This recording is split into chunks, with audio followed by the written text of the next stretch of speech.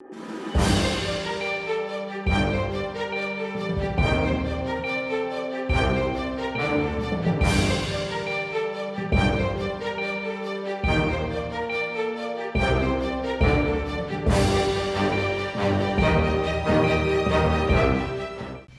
et messieurs, bonsoir et bienvenue dans ce mini-JT. Tout de suite, le sommet. La paroisse Université Saint-Augustin de Parakou célèbre Noël dans une ambiance de paix et de solidarité. Les détails à venir. Au Kenya, la multiplication des disparitions forcées impliquant des agents de force de l'ordre suscite une vive inquiétude. Le point dans un instant. En sport, le Soudan brille sur la scène du football malgré la crise politique et se qualifie pour le CHAN 2024. Plus de détails dans ce mini-JT.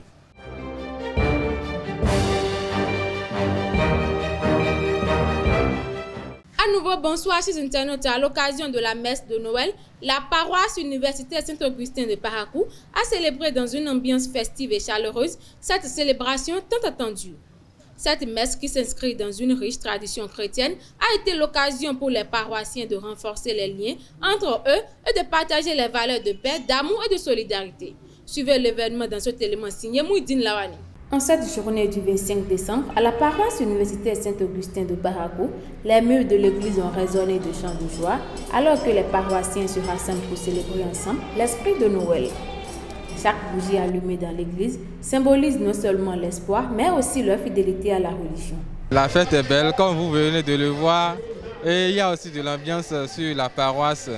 Je pense que nous avons fêté Noël avec joie, dans l'humilité, et tous étaient contents, il y avait du sourire, tout s'est bien déroulé quand même. J'ai appris que le Christ est espérance et qu'on peut s'appuyer sur lui, on peut lui demander tout ce qu'on veut et il les ose toujours. Et je peux aussi témoigner également de cela parce que à chaque fois que je prie le Christ et que je lui demande quelque chose, il me l'accorde toujours, il m'exauce toujours.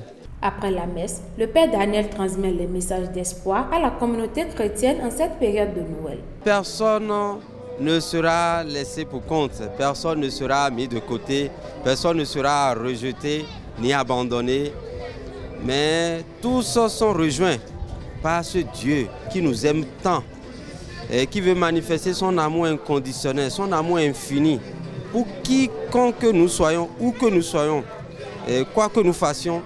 Dieu vient et fait route avec nous, il demeure chez nous et nous sommes en confiance avec lui, nous sommes en sécurité et plus rien ne nous arrivera parce que c'est notre sauveur.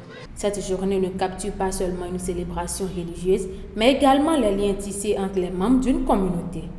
Chacun, à sa manière, s'engage à faire de Noël une période de retrouvailles, de bonheur et de promesses. La CEP Bénin, accompagnée des associations de consommateurs, a sensibilisé les populations de Badjoudé, commune de Ouaké, sur le changement au plan de numérotation téléphonique, désormais à 10 chiffres. Les habitants ont appris à utiliser l'application Convenum pour convertir leurs contacts et se conformer avant la date butoir du 31 décembre 2024. Cette initiative vise à éviter toute interruption de services essentiels tels que les appels, les messages ou les transactions financières. La ferme Touré de Ndali a accueilli ce samedi 21 décembre 2024 la deuxième édition du Ikari Picnic organisée sous l'égide du docteur Marietta Gonroudobou. Randonnée, atelier interactif, cinéma en plein air et dégustation culinaire ont rythmé cet événement agro-touristique renforcé par une surprise émouvante dévoilée en soirée. Un succès qui valorise la nature, la solidarité et le développement local, donnant déjà rendez-vous pour l'édition 2025.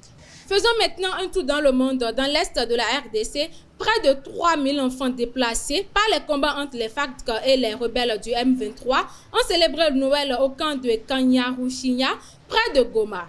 Sous une pluie battante, des enfants comme Jafet et Soleil ont reçu de la nourriture, une rare occasion de fête pour ces jeunes qui vivent dans des conditions difficiles. Ces moments d'espoir contrastent avec leur quotidien marqué par la précarité et les violences. La police des polices kenyanes IPOA a alerté sur une recrudescence des enlèvements attribués à des forces de l'ordre cette dernière semaine.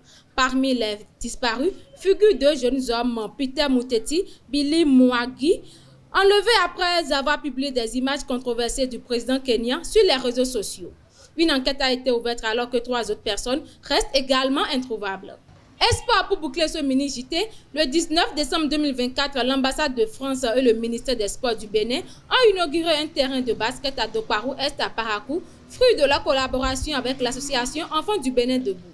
Ce projet financé par la France vise à promouvoir le sport comme vecteur d'épanouissement et de cohésion sociale pour la jeunesse.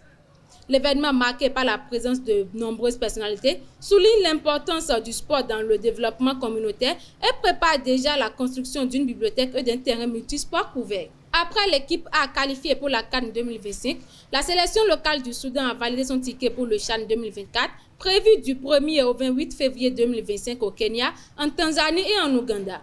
Avec 2 victoires face à l'Éthiopie, dont un succès 2-1 au stade des Martyrs de Benina, le Soudan rejoint les 5 équipes déjà qualifiées, les pays hôtes, le Maroc et lui-même. Une performance qui illustre la résilience du football soudanais. C'est tout pour ce mini-JT. Merci de nous avoir suivis et à très bientôt.